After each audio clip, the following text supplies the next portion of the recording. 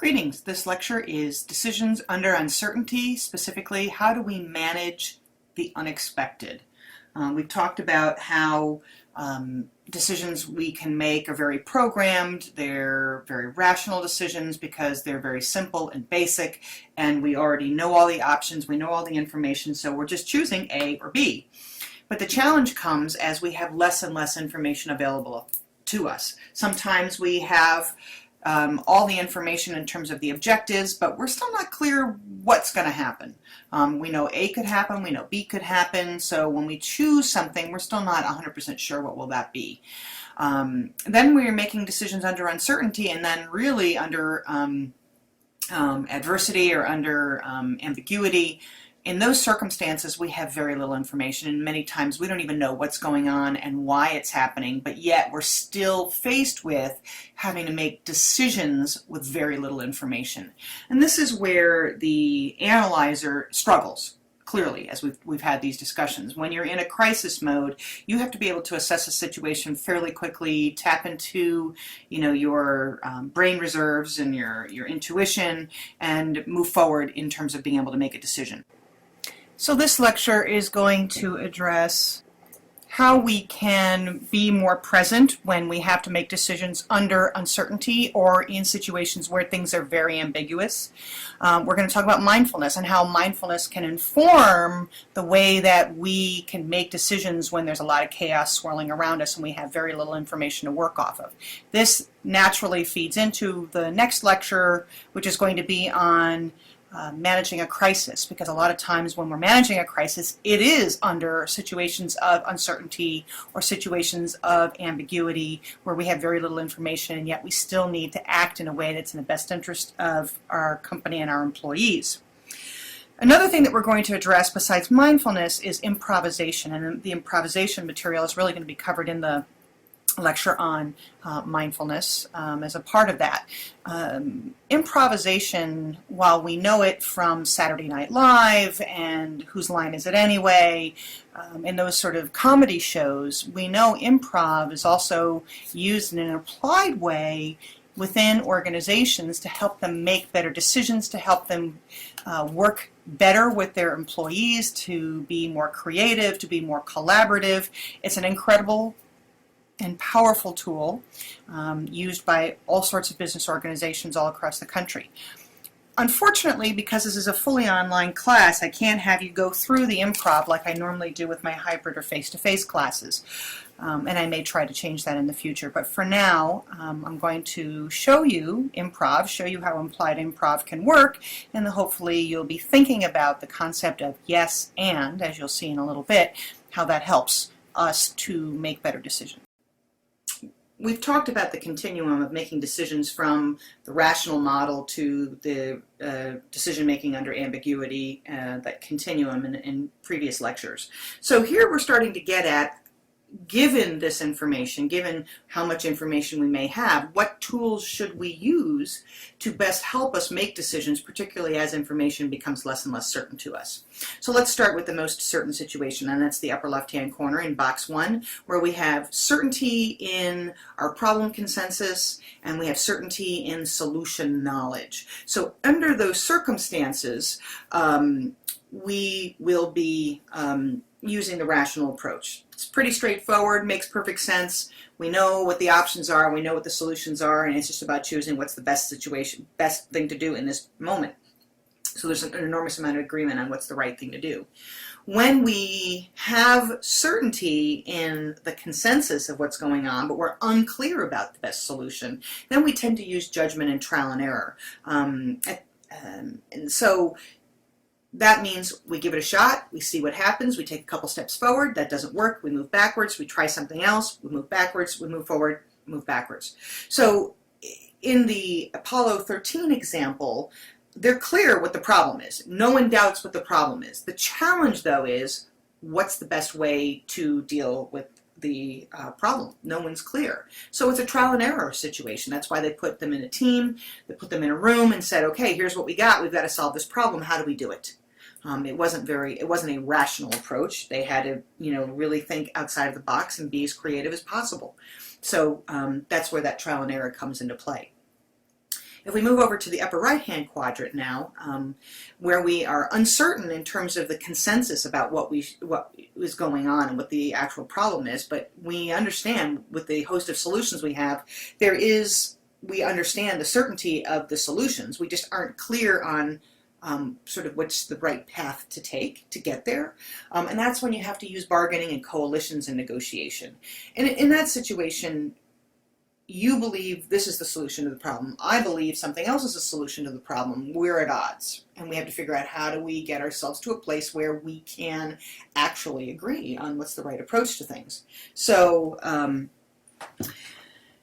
that's where we use bargaining, coalition, negotiation, things like that at the individual level. When we are uncertain in terms of agreement on the problem and we really don't know what's going to happen, that's really at the highest level of ambiguity, where we really are unclear about things. That's when we use bargaining and judgment, and we try to imitate, inspire. We're on total garbage can model here, boss. Basically, it means we're flying by the seat of our pants. And sometimes we have to use our intuition. Sometimes we have to use this judgment from past experiences, but recognize that these situations aren't identical. So we go from the upper left-hand quadrant, where everything is very confident, very clean, very easy, it's very rational, to the bottom right-hand quadrant, where we really aren't clear about much of anything, and then sort of that in-between stage there with boxes 2 and 3. What I was speaking of to you is how the individual makes those decisions, but there's also this issue of at the organization level. What organization level tools would an organization use to be able to make decisions under those circumstances? And sort of the corollary to the rational approach with individual decision making would be the management science approach. We plug everything into a linear model. The linear model projects what we should do. We make a decision based on the linear model. Everything works perfectly. Under the bargaining, coalition, negotiation format, we use the Carnegie model, which is where we have to build our coalitions and we make agreements back and forth, et cetera, et cetera. In terms of the organization level issues, when we typically would use judgment or trial and error, we use the incremental decision process, where we try to break things down into smaller units and we move forward, we move backwards, we just try to figure out what's the best approach. And then lastly, when you have a whole lot of ambiguity, everything helps. Every tool in the toolbox helps. Carnegie model, incremental decision processes. Eventually it becomes sort of like a giant garbage can. We plug something out, see if it works. If it doesn't, we keep trying. And that's how we sort of learn how to do this. And the next couple slides basically are just these rough descriptions of how these organization level decision models map to that continuum of making decisions from completely rational and known to the unknown and the ambiguous. So here we are with management science, which is quadrant 1. It's basically statistical mathematical models, things that you already learned in some of your stats classes, or if you took MBA 521, you learned basic management science in MBA 521. The Carnegie model, as we talked about previously, basically argues that because we have bounded rationality, we have limited access to information, we have to satisfice. And so what we're talking about with the Carnegie model is sort of satisficing at the group and organization level. How do we build coalitions? How do we build consensus or compromise, whatever it takes, at the organization level? So the Carnegie model looks at, how do we agree? How do we get somebody on our side? How do we get them to buy into the ideas that we have so we can move the entire organization forward? It requires some political skills, no doubt about that. It's negotiation skills, absolutely. Again, all skills that are really important in your skill building.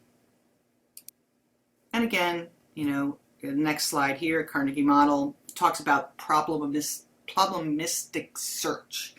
That we do that limited search bias, right, where we just do a limited search because of the satisficing need and the push to do that. So we should be really careful when we're engaged in this probabilistic search to ensure that we're not just looking at what's convenient, as opposed to trying the best that we can to get as much information as possible.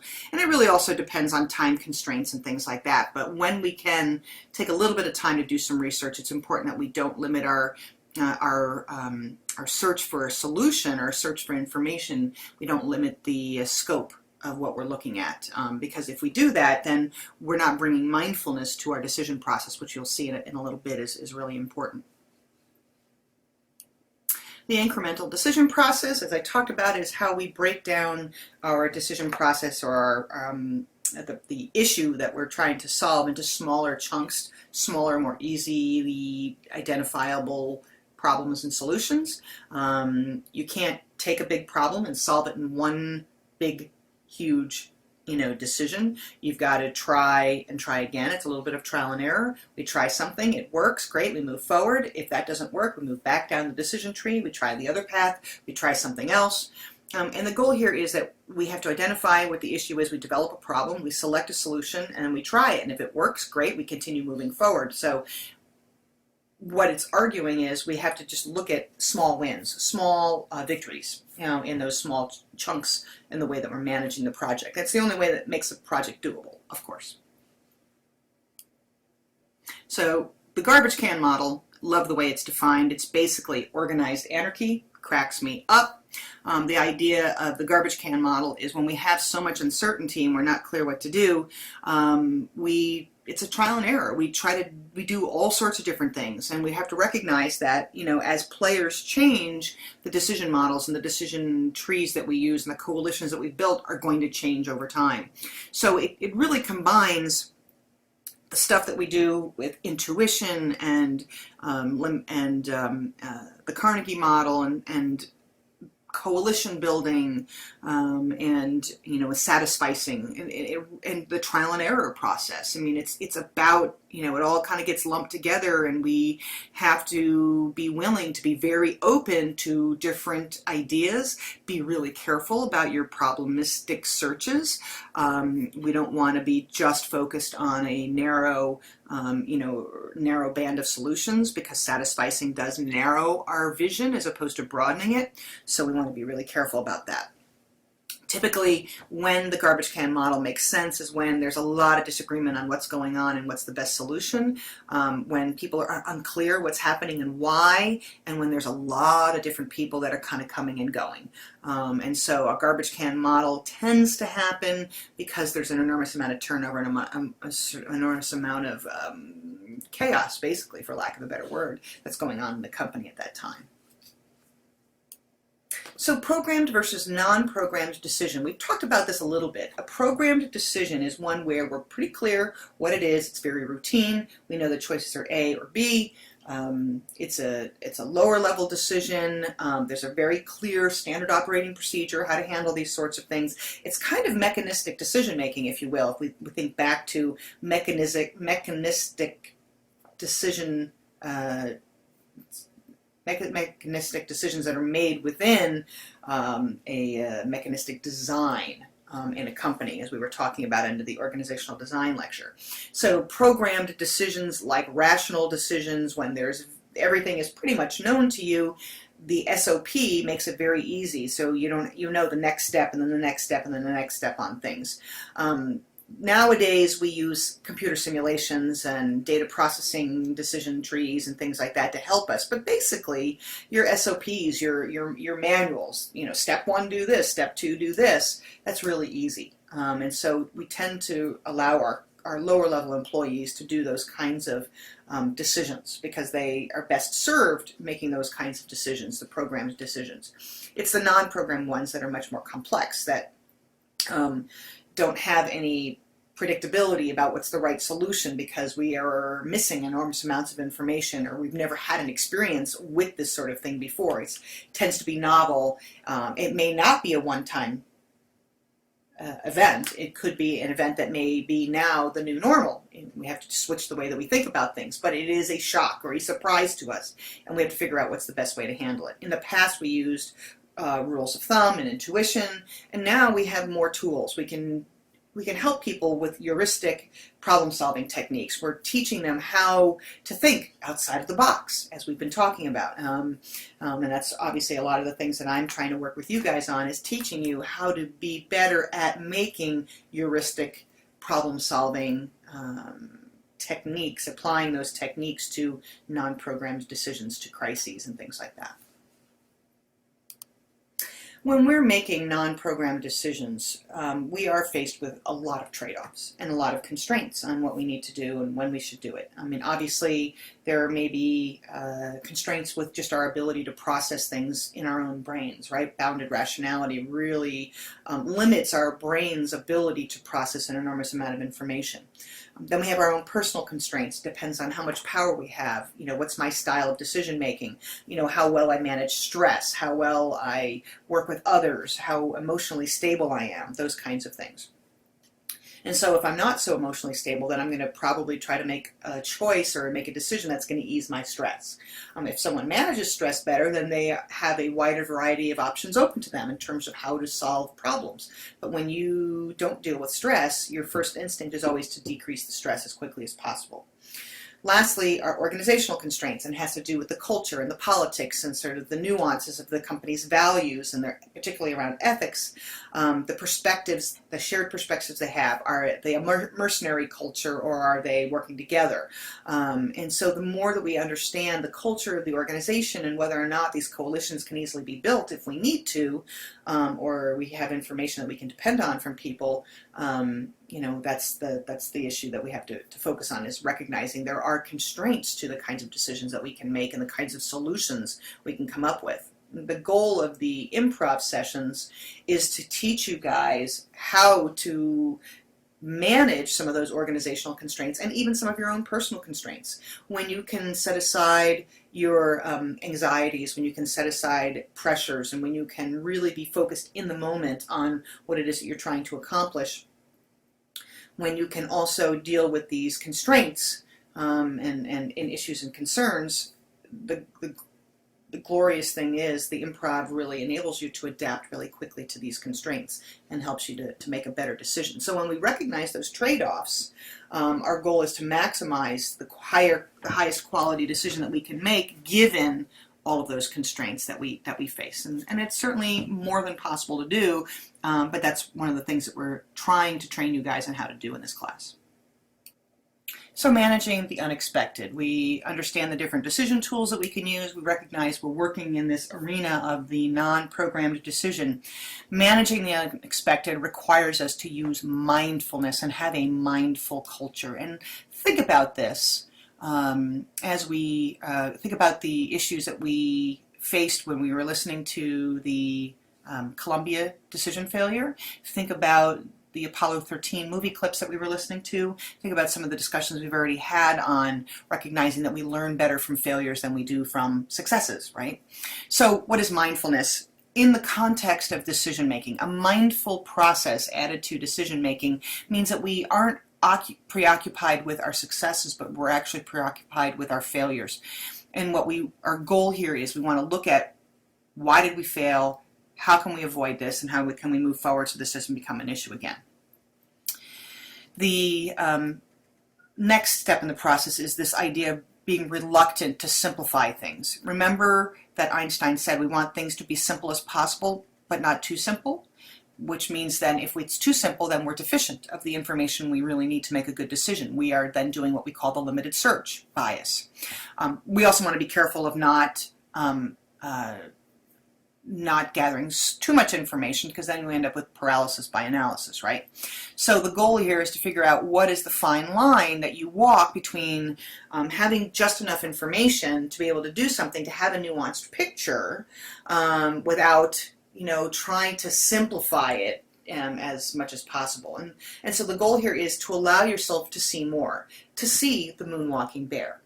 That's really where the moonwalking bear fits in. We don't want to oversimplify things. We don't want to narrow our interpretations or narrow our focus. We want to see more with new eyes, with different ways of seeing things. So this practice of, you know, walking in someone else's shoes and seeing things with different eyes, all of this is building to help us get to a place where we can be in the unexpected and see things in a new way. In terms of sensitivity to operations, the issue is we have to be sensitive, really super sensitive, to what's normal and what's abnormal, or what's not quite the norm. we need to be less married to this idea, the strategy says we have to do this, so therefore we're going to follow this, and be more sensitive to the variables that are being thrown at you in the moment, because it's the actual situation that matters, not, what the plan is. I mean, we do want a plan, but we can't be so married to the plan that we can't pull ourselves out of the pattern of behaviors and adapt to the new circumstance. So the improv helps you with the sensitivity to operations, because when you're planning how you're going to respond in improv, it never turns out that way. You have to be open to what new variables are going to be thrown at you. So it's about being situationally aware, so you can start to see where these parallels come into play. Other aspects of managing the unexpected. Number one, the next one comes to the idea of being committed to resilience. No one expects people to be error-free, and if you do, you're creating more pressure that's going to create errors anyway. Errors are going to happen. The goal is, how do we adapt to those errors? How do we make sure that the errors don't disable us? And how do we keep the things moving forward? So in order for you to have resilience, it requires an enormous amount of knowledge about what you're doing, an enormous amount of training and experience to do things. And so the goal here is, errors are going to happen, recognize it, see them, move past them. The more that you stay on them and you perseverate over them and you get worried about them, the less likely you're able to see clear solutions to your problems and work through the error. So if you're stuck on it and you don't let yourself let it go and say, I have to find a solution here, then that's the problem you're going to have. Interesting conversation today with somebody who said, my building was on fire, and someone said to me, aren't you upset? And he said, I don't have time to be upset. Right now, what I need to focus on is how to solve the problem for my customers and my clients. And let me solve that problem, and then I'll worry about sort of the emotions and get maybe caught up in the emotion of it and the relief or the pain or whatever later. So for this individual, he was in a crisis, and he was in a crisis mode to solve the problem, recognize that these kind of things are going to happen, and fix the problem first. Don't let the emotion of the moment sort of overwhelm you, and then you can move on later. But it requires you to stay really focused. It requires you to be really present, and recognizing that this has to be set aside in order to make the problems, make the solutions come about. The deference to expertise. What does this mean? Authority shouldn't always rest at the top of the hierarchy. Authority has to rest in the hands of the individual who has to do the job every day. And they have to be empowered to be able to do that job and know that if they say, this is not right, this has to stop, that everybody listens and says, the expert has spoken, we need to stop. This is not going to work. And this is why, if you remember examples we've talked about in class, and if we didn't talk about it in class, then if you read Malcolm Gladwell's Outliers, you'll get a sense of this. Why the airplanes from South Korea, why they were having these accidents time and time again. Well, it's because the pilot was trying to control all the circumstances and wasn't allowing the co-pilot to do their job. And so when they don't work together as a team, when they're not communicating, the person who's actually in charge should be able to make the decisions. And so in those circumstances, if they had empowered the individual who was the subordinate to be able to speak up, to say there's a problem and we can't do this, those accidents may have been avoidable. So go with the expertise. If you're not the one in charge in that moment and the person is monitoring what needs to be monitored, listen to them and make it happen and make sure it's done right. Let the person who is closest to the work take on the authority for deciding when something is normal or not normal, and when something is going to work and when it's not going to work. Don't let the ego and the hubris to take over in that circumstance. So other aspects of managing the unexpected, it means that we have to be alert, situationally aware. We have to be constantly thinking about how can we make sense of what it is that we're looking at. So this idea of sense making is huge.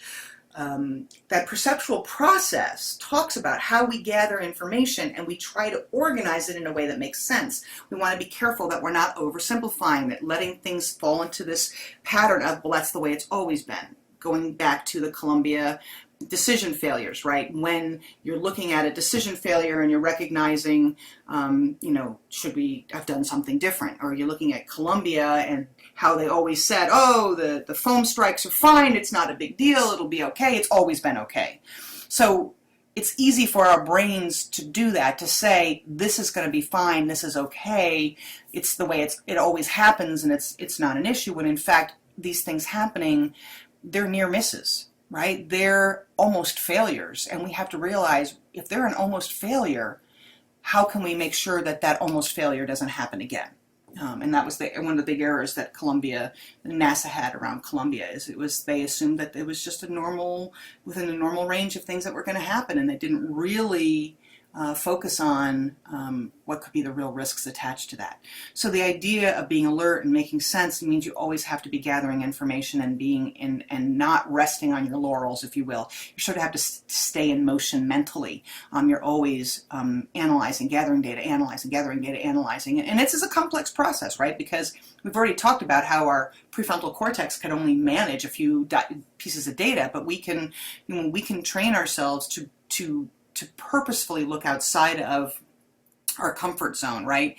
To be looking for this information, and we use our checklists to help us think about things in those ways. This is where the checklists can come into play, because we can allow some of that programmed decision making to be done by the checklist. It frees our brain up to be able to go out and do the sense making that needs to be done when we're dealing with unexpected or ambiguous information. If we have expectations about what we think is going to happen, it creates blind spots. If we're assuming this is the way it's going to be, this is the way it's going to happen, that creates a problem for us. Again, that blind spot's going to be our biggest issue. We have to recognize that when we see something that happens and it's out of the ordinary, that's a failure opportunity for us, an opportunity for us to learn from this particular failure. When we put on narrow blinders and say this is what our expectation is and nothing else matters, then we're creating our own blind spots. And we need to take those blinders down and open it up so that we're not limiting our search, because it's just easy to limit the search. The last thing is the disconfirming evidence. And this goes back to the confirming evidence bias, the confirmation bias, right? We look for information that confirms that we're right. Well, why not look for information that confirms that you're wrong? The goal here is finding another reason why this might not work, and this might not be what we think it is. Keep gathering information. We think it's this. Well, could this be the possible reason to explain it? Could this be a reason to explain it? Could this be a reason to explain it? That's the way you think about it. So we'll talk about some examples in class about how that helped, some organizations to do that.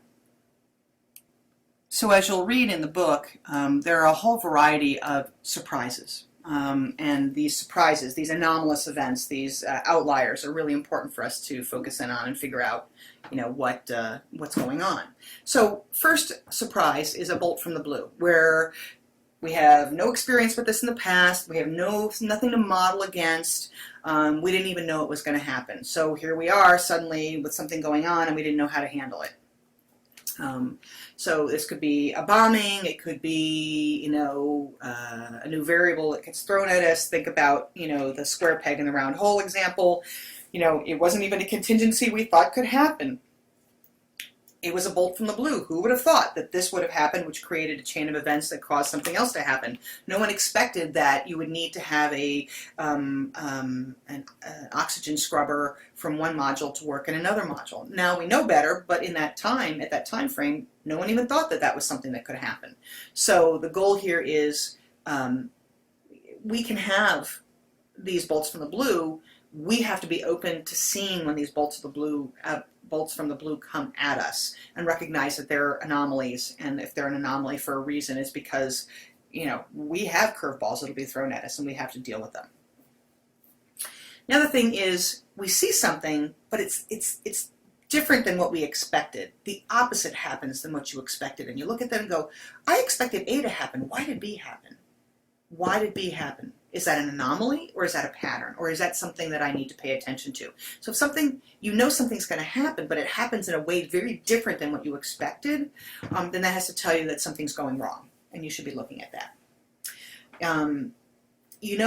the next one is, you know what's going to happen, you know the order in which it's going to happen, but the timing seems to be off. Like if it's supposed to happen, A is supposed to happen, and 5 minutes later B happens, and then 5 minutes later C happens, but instead A, B, and C occur within 2 minutes, then what you're saying is something triggered this event, this surprise, to happen sooner than expected. That means that there's probably a malfunctions going on somewhere, and you need to pay attention to it.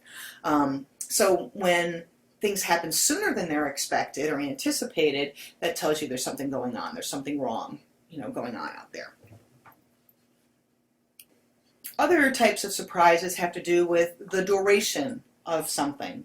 So you know something is going to occur, but instead the duration is different than expected. For example, you expected it to happen very briefly, but it goes on longer than anticipated. Again, if something happens longer than anticipated, there's clearly an issue involved in that. If it's shorter than expected, that's an issue as well, sort of a little bit dealing with the last comment from the previous slide, this idea that if it's supposed to happen in a certain order, but then the timing is off, again, shorter or longer than expected, then something's not right. Don't ignore those little anomalous things. I mean, there is some room for error, but you need to investigate to make sure that it's not an aberration, that it might just be within the normal ranges of error. So yeah, it's very important to really use simulations and really try to push through to think, is this something that is within the norm of something that could occur, or is this a signal that something worse is going to happen? The other thing is where we might see a problem, we expect to see a reaction in a certain way, but the reaction's amplitude is much larger than we had expected, or perhaps significantly smaller than we had expected. So we had expected B, and it was supposed to be this huge reaction, but instead we got A, which is a very small reaction. Or we expected A, which is small, and the reaction ended up being B. That tells you something's not right, something's not normal, whatever that might be. So comparing mindfulness to mindlessness. Mindfulness is looking at the irrelevant. It's looking for disconfirming evidence. It's looking at things that make us feel unpleasant. If it's something that's unpleasant, that's a signal that it's something that we should look at probably a little bit more, because the unpleasant is not the norm. It's the thing that makes us uncomfortable, right? And it's the same thing with things that are irrelevant. It feels irrelevant, but that should be the signal that it might be irrelevant, but it's a signal that if it's not the norm and it's something out of the ordinary, something that we're not used to, it feels like it's not what's expected, we have to focus on that and look at that much more clearly, even if it's uncomfortable to do so. To focus us on looking at that irrelevant thing. We don't focus on things that make us feel certain. The goal here is, to not be certain, to really look at things and with different eyes so that we feel less certain about them. And that may sound like a really weird thing to say, but when you're mindful, you recognize that there are a lot of extenuating circumstances that may come into play about why something occurred or why something may not occur.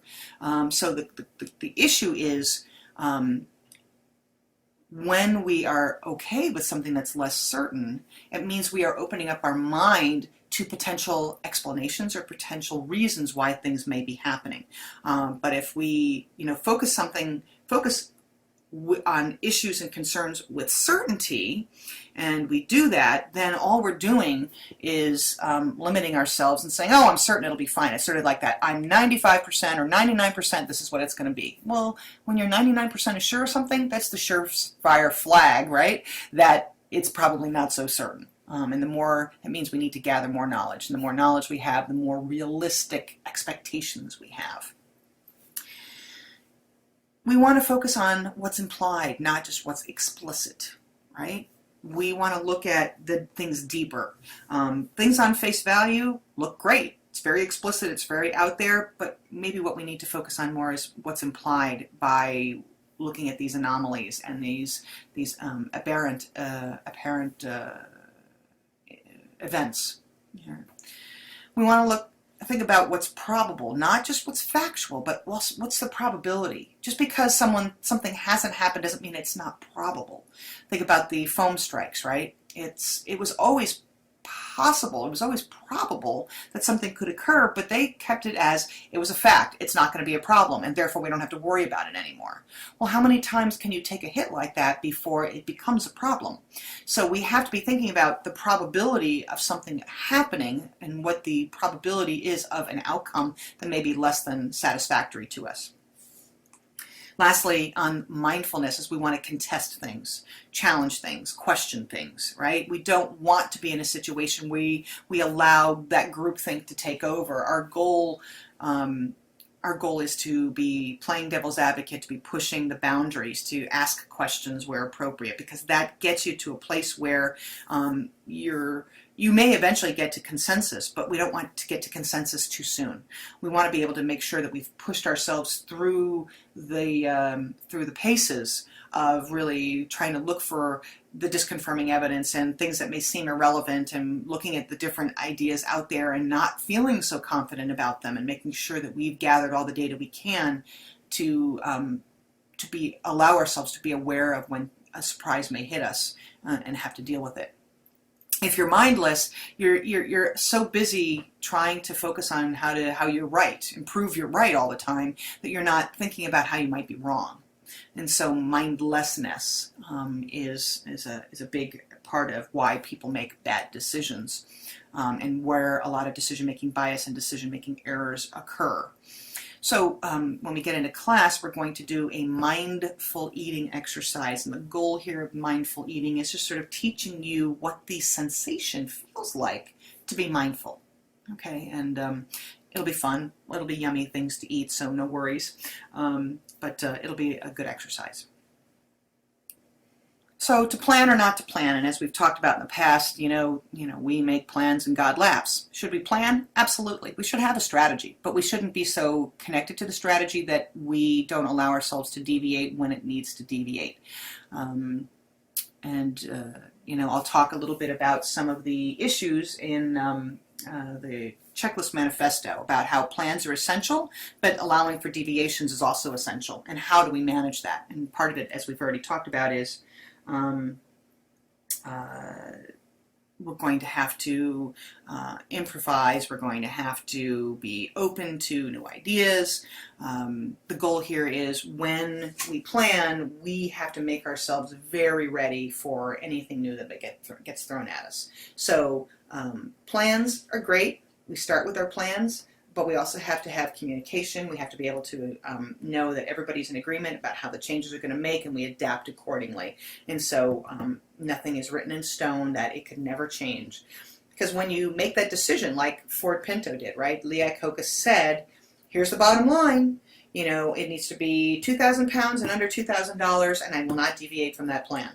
And so that's what ended up creating a problem and a context where, when errors were found out and when flaws were discovered, then no one was willing to fix the problems because we had to stick to the plan. So it's okay to vary from a plan. It's okay to recognize when there are going to be problems. So we want to recognize, A, that things aren't going to always happen in any predictable, predetermined manner. Things are going to change. The world changes. The world is adaptable. Plans are built from assumptions, and therefore they embody expectations. And so plans are great, but be careful of narrowly focusing ourselves on what we expect, and don't allow ourselves to be open to the possibility that something that we did not expect could occur. Plans specify contingent actions, and that's great. And I think that's important to some extent, but if we are only limited to a certain number of contingent actions, when we get a bolt of the blue, out of the blue, when we get something that we have not developed a contingency plan for, we have to not try to force a solution to the problem. It may not be relevant to the problem. We've developed contingency plans for A, B, and C, but D happened. And if D happens, we've got to customize a plan for D. We can't try to force A, B, and C to work for D because it may not work. So with planning's okay. We just want to make sure that we are building into our plans to be adaptable. And that's, again, where the improvisation comes into play. when we get a new variable thrown at us, we have to be able to say, oh, well, I'm going to go with this new information. We're going to adapt, and we've got to take the plan, and we've got to morph it, so that it can change and move in a different direction than we had anticipated. And that's the goal.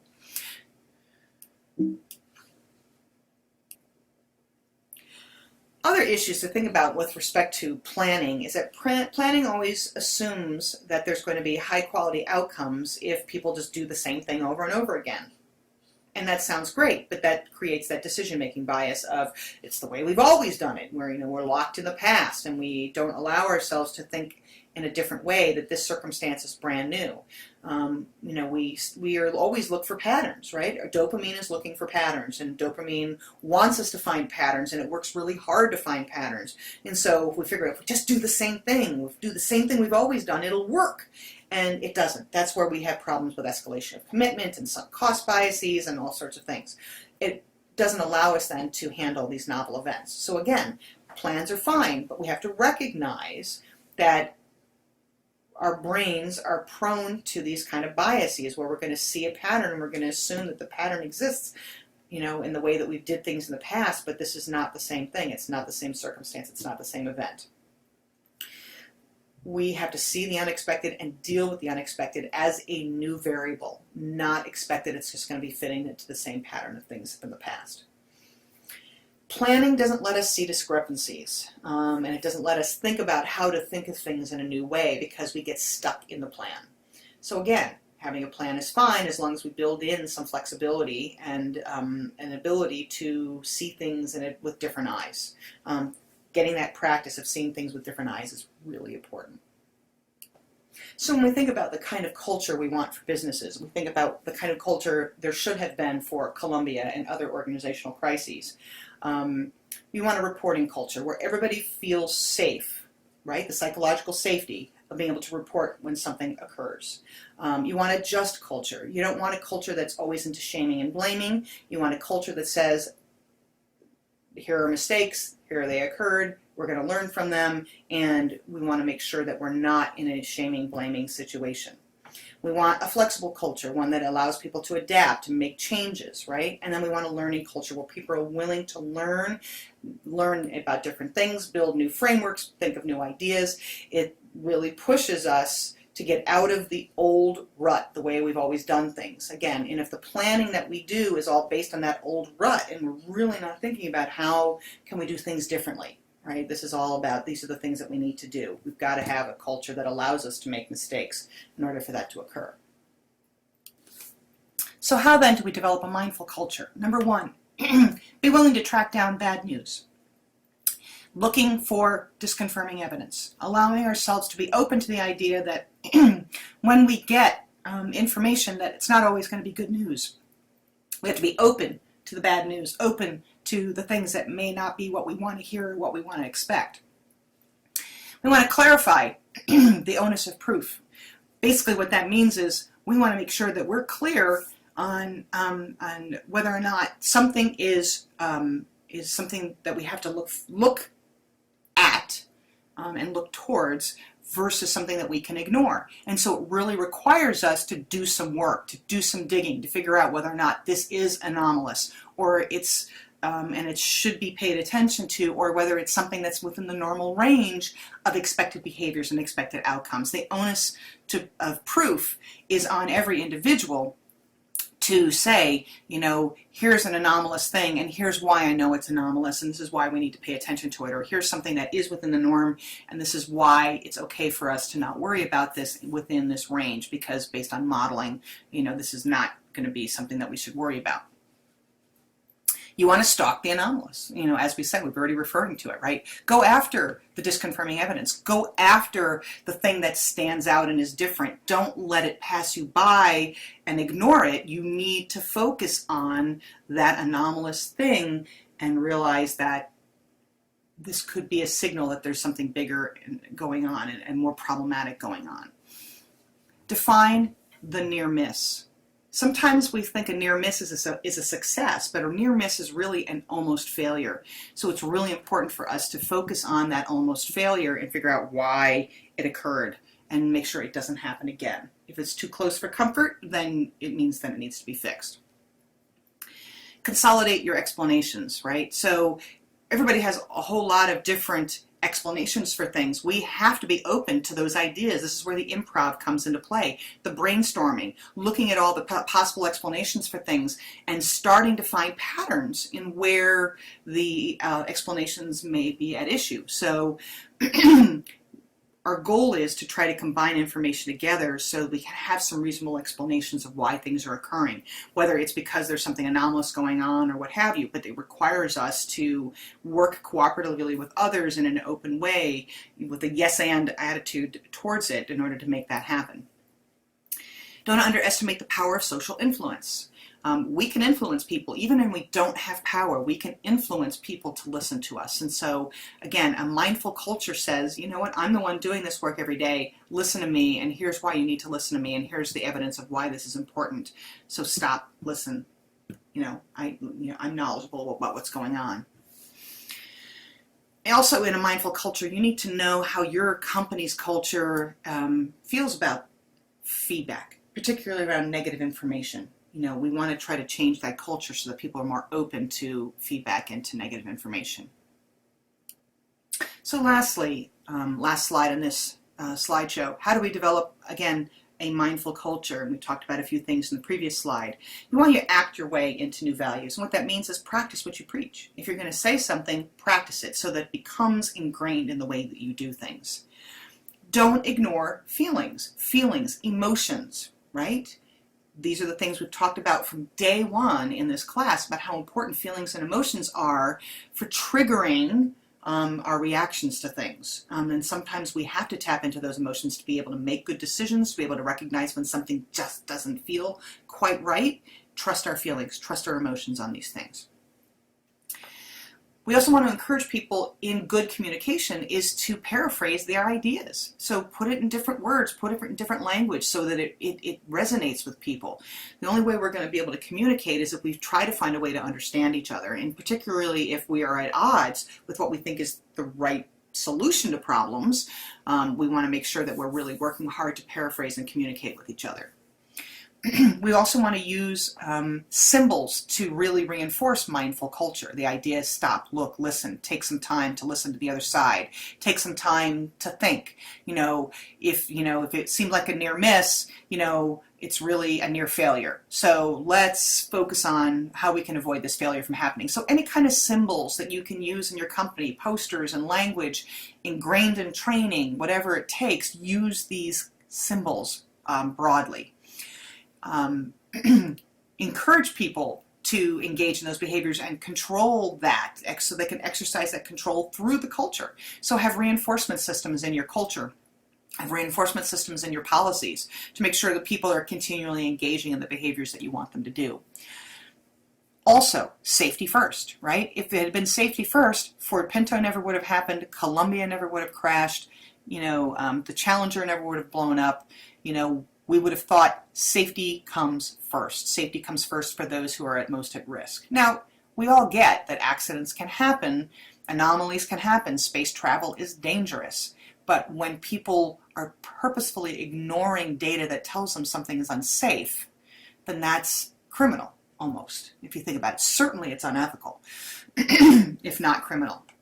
But safety first is an important part of the decision process that we make so that we don't have problems with mindlessness and errors and people getting hurt in a way that's not good. Treating culture as an investment in resilience. Again, we want people to be resilient, which means that they need to have the tools to know how to dig and be able to stand up to some of the tests and to not just sit back and go, yeah, it's a problem, no problem, it's all good. No, resilience means that we have to make sure that we're always digging, we're always looking, we're always being aware of new things that are being thrown at us and not to be afraid of it. Lastly, arm yourself for guerrilla warfare. Be prepared for changes. Be prepared for anomalous things. Have the training to do it and then be willing to look for it and be rewarded for doing it. Companies shouldn't punish you when you're being resilient and when you're looking for the disconfirming evidence. They should be rewarding you for doing that. So these are the points that are really important for developing a mindful culture.